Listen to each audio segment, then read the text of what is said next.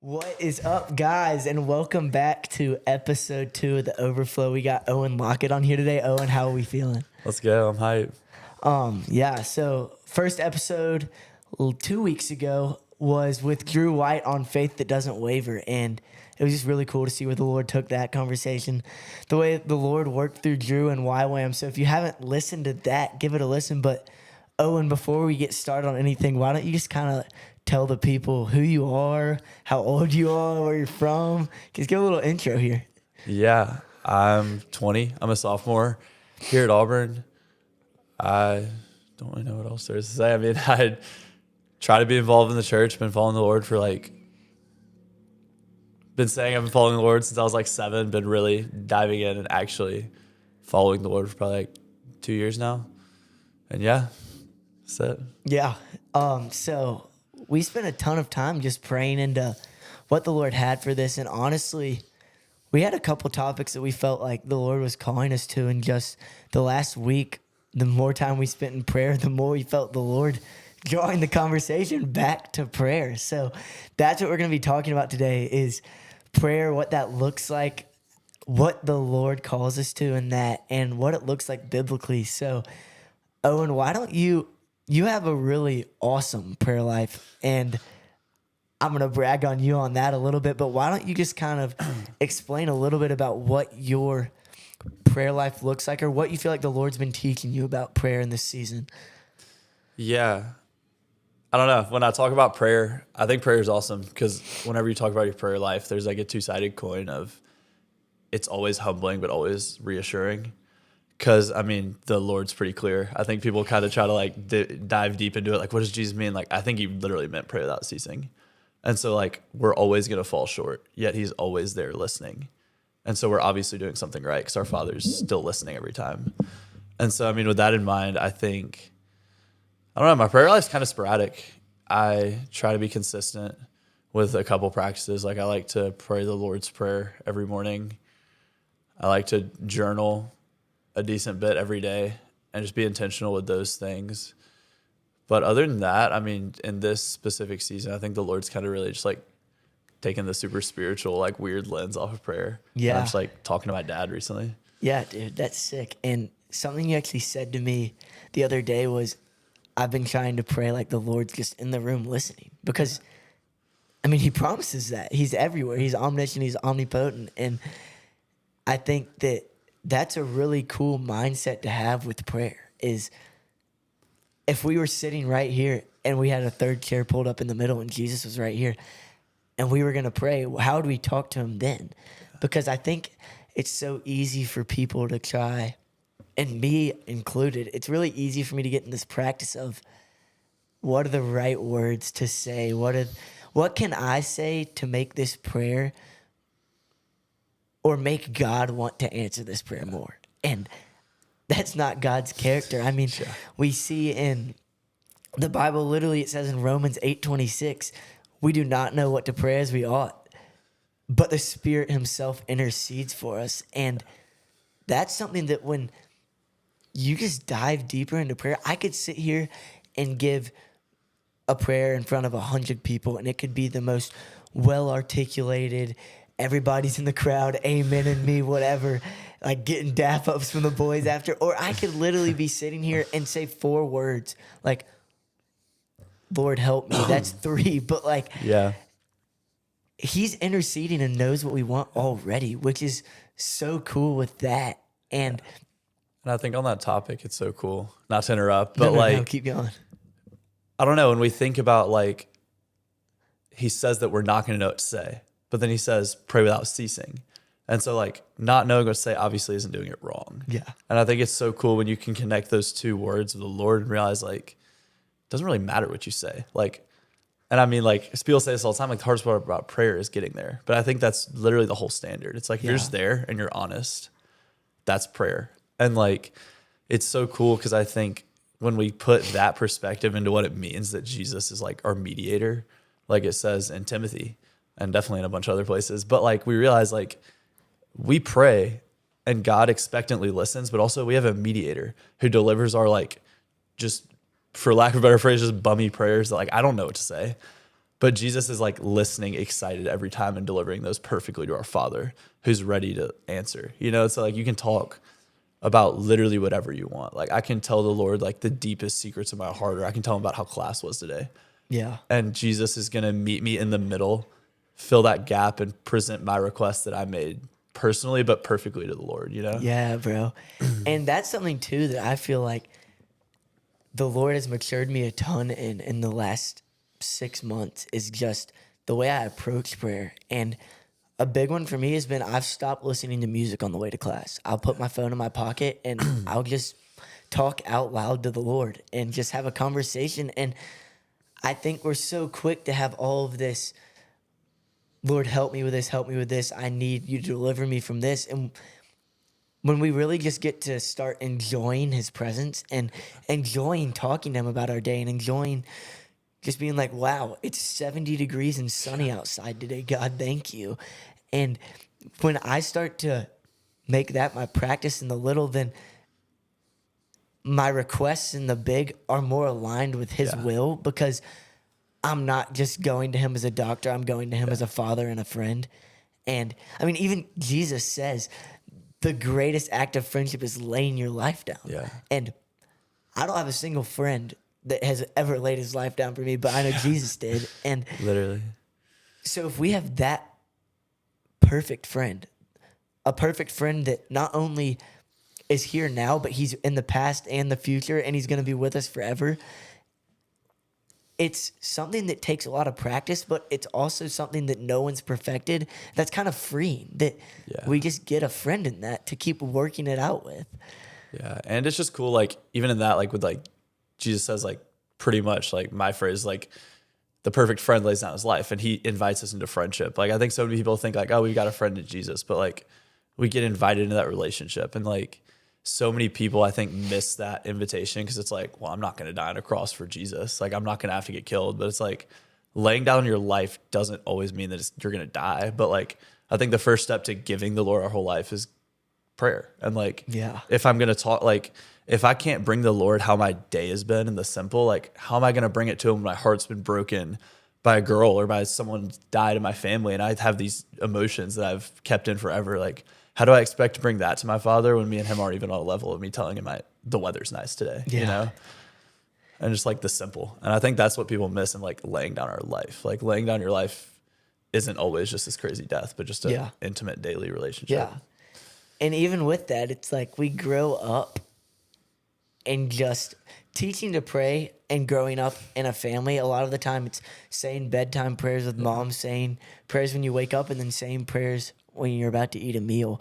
And that's great. I mean, none of us are going to be having this crazy spiritual prayer life when we're in 4th grade. If you do, that's amazing. And you're going to be on this podcast. But the point with that is, as you mature in your faith, I think the leading characteristic and the defining moments in my faith and my walk that I've been able to see the Lord really mature and work through me is when he's matured me in my prayer life. Yeah. And I think of it like my best friends. The people I'd hang out with and talk to the most, that I have the closest relationship with, it's because I'm in communication with them. I know about their life. I know about their day. I know when they're not having a good day, and I talk to them about when I'm not. And if we want to have a close relationship with God, it's going to have to be more than a morning and bedtime prayer. We can't treat God like someone we sit in first period with and expect to be best friends, and our will to look a lot like God's will. And that's something that when I'm practicing that at the very best, I think it makes me more humble, and it makes me more patient, and it makes me more kind and more trusting. And I think that relying on the friendship that comes from a daily practice of prayer is one of the greatest acts of obedience and the greatest invitations that the Lord has ever provided us. Yeah, for sure. And it's just like, I mean, there's just like the cliche saying, like, your 5 closest friends, that's who you're going to become. And it's like, why do we discount or the friend that we've been given before we did anything, you know? And it's like, and like, that sounds so like cringe or like random, but it's like, no, like if Jesus is one of the 5 people I spend the most time with, like I can't expect not to look more like him. But like, Yeah. I think on the same side of that coin, like it's so easy to just spend time with him on Sunday and maybe on Thursday if I have a community group, or like when I talk to like my one spiritual friend that never shuts up about Jesus, like that can't be your only thing. And then you expect to feel the intimate love of him. It's like, that's not because he's not there. It's because you haven't trained your mind to feel that. And it's like, even like what is said somewhere, when it's like, if you can't love the people here, how are you going to love like a God you can't see? Yeah. And it's like, God is the constant. We're the problem. But like when we learn how to pray through the mundane, we train our mind to feel loved by someone we can't see. Yeah. And like, and we take that sense out of it, we really can understand like he is in the room and like he is there listening. And I don't have to be able to see him because I've seen like the result of him, you know? Yeah. And even going on that too, with the 5 people we talk to the most, is it's really easy for us to be thinking why the Lord's voice isn't defining our life. And then I look at my screen time and there's 2 hours on social media a day and 1 hour mindlessly scrolling, and I spent an hour in the Word, and that might be on a good day. And if the driving voice is the platforms that literally lift up yourself, how are we going to take on the posture of a humble servant and listen to the voice of a father that went lower? And something that we just had 21 days of prayer and fasting at ACC, which was awesome. And a practice that me and Owen both did was put a downtime on our phone where it literally shuts off everything at like 9 or 10 o'clock and doesn't turn back on until 7 or 8. And I can get emergency calls, and I have Quizlet in case I have a test the next day. And watching that, just being in my bed and having stillness before I go to bed. I mean, I think there's a reason in 1 Kings 19 when God speaks to Elijah, and it wasn't in the wind, it wasn't in the earthquake, it was in the soft, still whisper. And it's impossible to hear a soft, still whisper when my thumb's just scrolling on Instagram Reels all night. And when I'm watching YouTube, I'm not going to hear because the noise of the world is drowning out a soft, still whisper. And I think if we want to hear in the way that we have a story of someone hearing, we have to posture ourselves in obedience and in a place that we can give ourselves the ability for that, because the world is louder than it's ever been right now. Yeah. Yeah, it's been, I don't know, that's been so awesome. Just like learning how to listen, but also like realizing that like God's not the problem, but like I'm the problem, but also like you can't think of it like that. Like there's no problem. It's just like I'm learning a habit. Like the Lord's always there waiting. And when I learn to listen, that isn't always like hearing the craziest voice, but just like knowing like, okay, like there's a confidence that God's here. And when he speaks, I'm going to listen. And like, I think it's so cool in like the 1 Kings 19 reference, like all of that story of him with God is like such unspiritual stuff. Yeah. Like he tells him to take a nap and make some bread. And then we think we have to like word these prayers so spiritually and put all these like spiritual like facade on what we do with God. And sometimes I think the Lord, like to me, is like, loosen up. Like I'm here, like you're supposed to enjoy me. Like Jesus told you to live an abundant life, not like a spiritual uptight one, you know? Yeah. And like, I think all of these prayer practices are so powerful, but they're just like, they're the first and second step. And it's like, then you walk into the door of like, I can just hang out with God because I've learned how to recognize his presence here, you know? Yeah. And I know you said something there for a second about listening.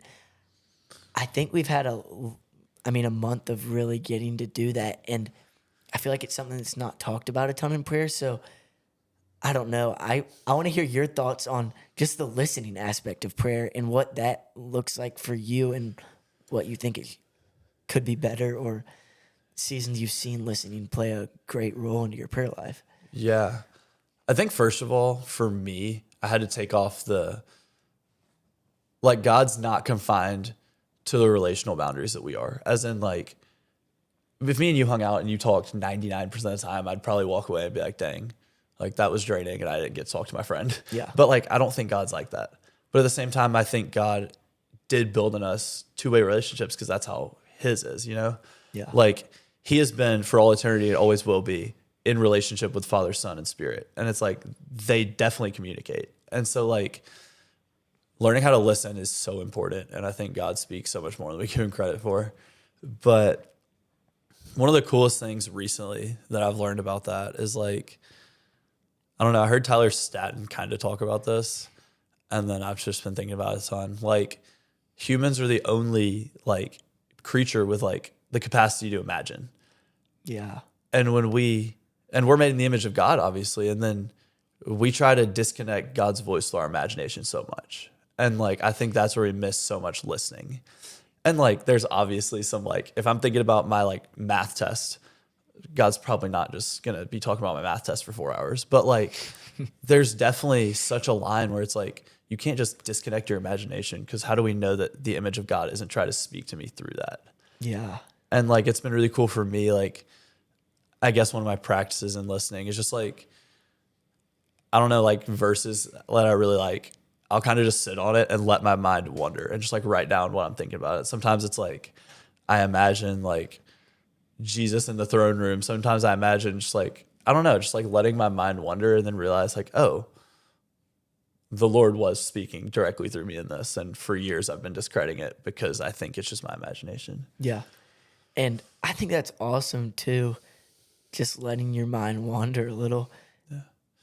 I mean, there's obviously bad parts of that too, because we're sinful human beings where the Lord calls us to take captive every thought. Yeah. But also, he does give us, we're the only being that has the cognitive ability to do that. And I also think journaling, what you're talking about, is something that has been one of the most powerful things I've started doing, because now I can look back 4 months ago and look at prayers that I prayed consistently and the Lord answered. And I think just having that aspect of what has the Lord done in a hard season, when feel like my back's against the wall, I can turn back and I'm like, he's still faithful. He was faithful then, he's faithful now. And I think I heard Tim Keller say this, talking about God, was God isn't unipersonal, meaning if he was unipersonal, the power would come first and love would come second. Yeah. But because he's a tri-personal God, it makes it possible for him to be all loving and all powerful at the same time, which makes prayer one of the greatest acts of love we've ever received. And not only that, I mean, he tells us our weapons are not of this world. They have powers to destroy strongholds. And that's because we have direct access to an all loving and all powerful God. Yeah. And I think that is so cool just to think about. And we obviously, it's something we can think about, because it's nothing that anyone on this side of heaven is ever going to be able to wrap their brain around. Yeah. But also it's just motivating to keep trying and know, like, God, I'm not good at this. I'm going to be straight up. I'm not good, but I want to pursue you more. And I think that's the mindset going into prayer of just, Lord, teach me. Yeah. And it's like, I don't know, even again, like sometimes you just got to loosen up. Like you get the opportunity to know your dad better today. Yeah. But I don't have to know him perfectly tomorrow because I've got all eternity figured out.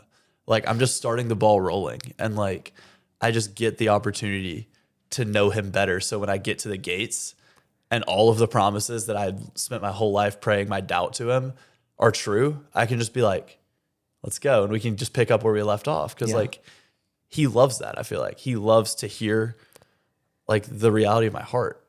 And like, I don't know. I just think it's so cool combining like what you were saying, like just the love of our Father, but also realizing like, I think there are very few things in this world that happen outside of prayer. Like, I don't think, and I mean, I can't say a definite claim because I have no idea, but like, I find it hard to believe that anything's happened in this world because someone prayed for it.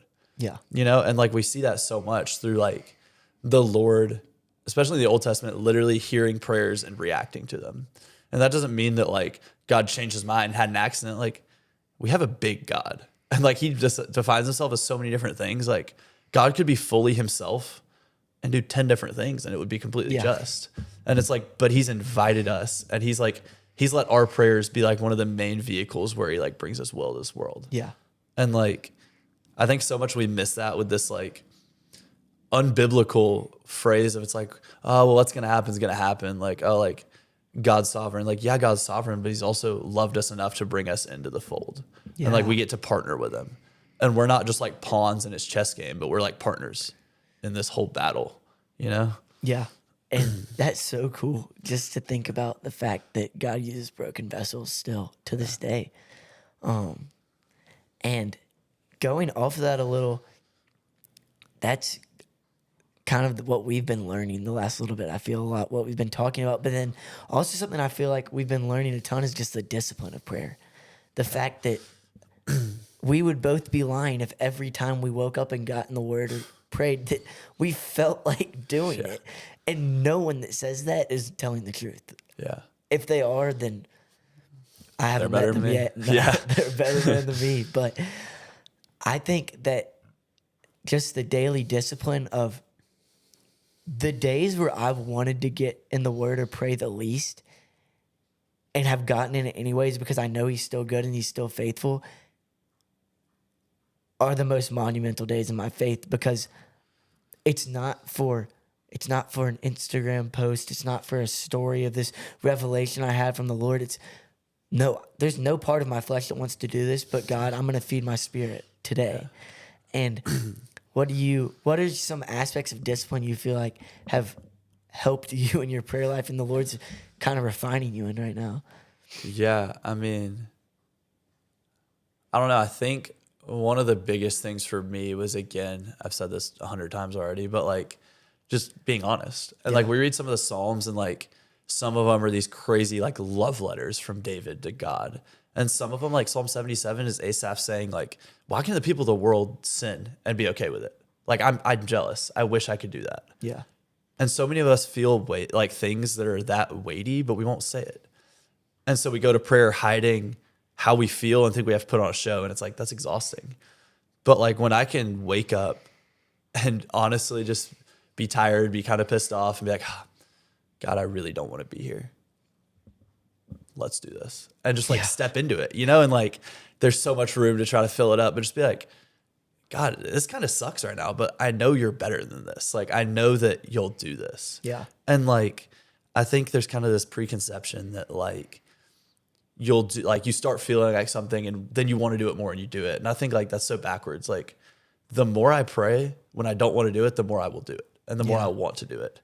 And like, it's so easy for me for so long to wait and be like, oh yeah, I'll figure this out when I get to college. Like I'll figure this out when I get out of college, when I do this. But it's like, no, like when I pray today, it'll be that much easier tomorrow. Yeah. When I pray tomorrow, it'll be that much easier the next day.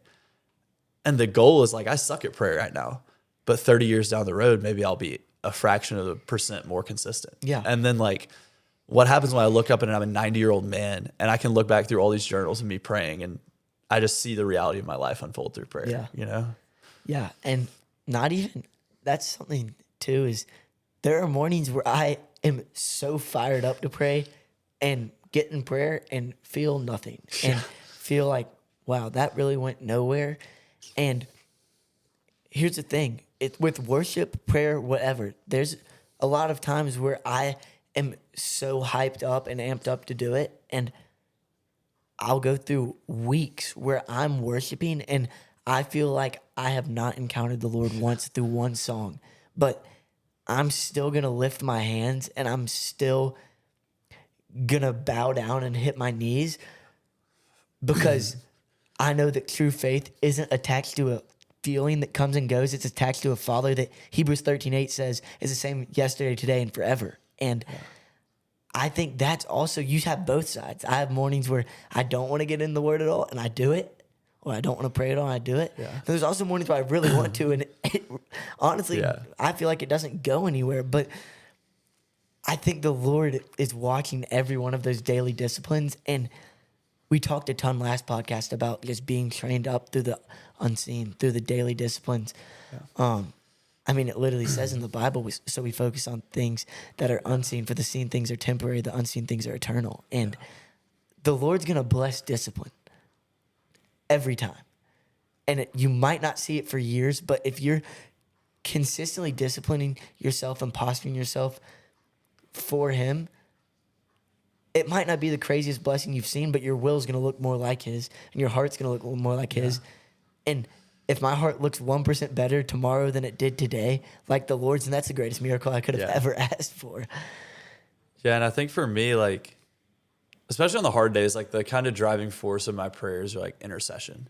And like, I can't lie and say I believe every day that my prayers are going to get answered. But like, again, like, that's not like the biblical belief isn't just like my mind clicks and I figured it out and I know that God's sovereign and my life's going to be good. Like, that's what people expect, and that's not the truth. But like, believing is realizing that it's worth it even when my mind doesn't believe. And like, I do it.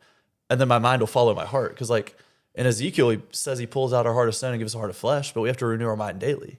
And we expect to have the perfect mind of Jesus when we're only given the heart. And like, we get to walk with him to renew our mind. And like, for me, it's been intercession, because it's like, there was this time last year I was at, and one of my friends who's so dialed, such a godly guy now, like, I was just heartbroken over like the way he was living. And like, he wasn't like, I can't even dog how he was living, but he was just living like normal college kids. Yeah.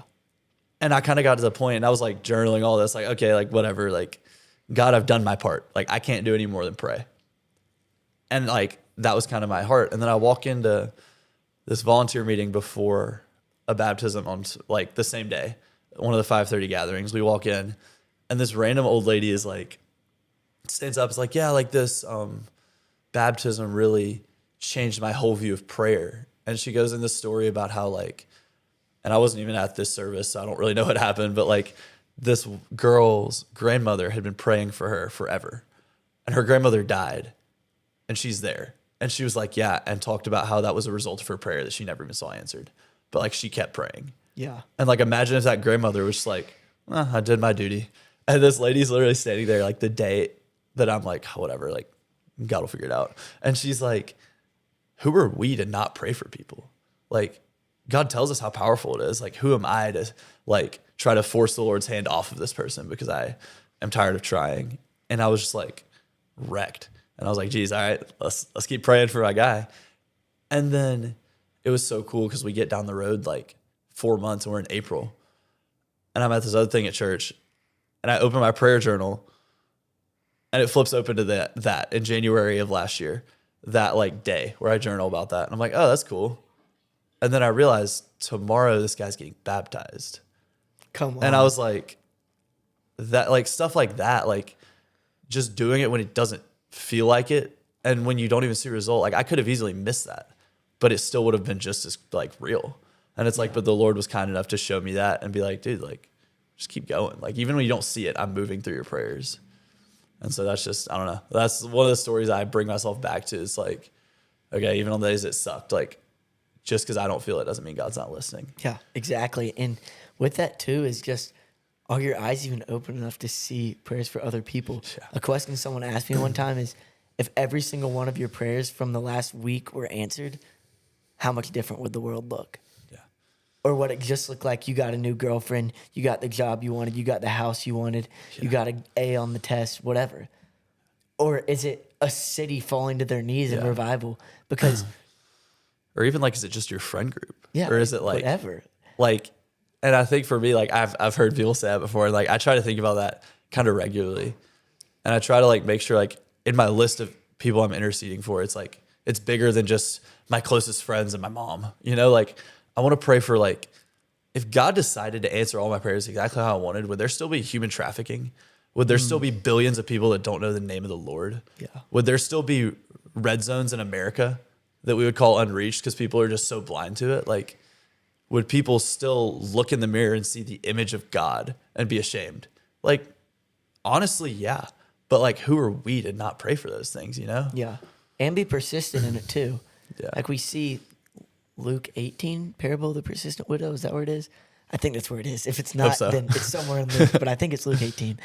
And we see this widow just keep being persistent and praying. And the thing is that the ruler that's unjust and granting it just because she wants him to stop pestering, our God's a God that wants to bless and wants to answer. And I think that we're so quick sometimes to pray for stuff and then jump around 2 days after it's not answered. And I almost think of did you ever go like ding dong ditching when you were a little kid? Yeah. So you just like go up, knock on the door, then you run off and hide, and you watch the door get opened.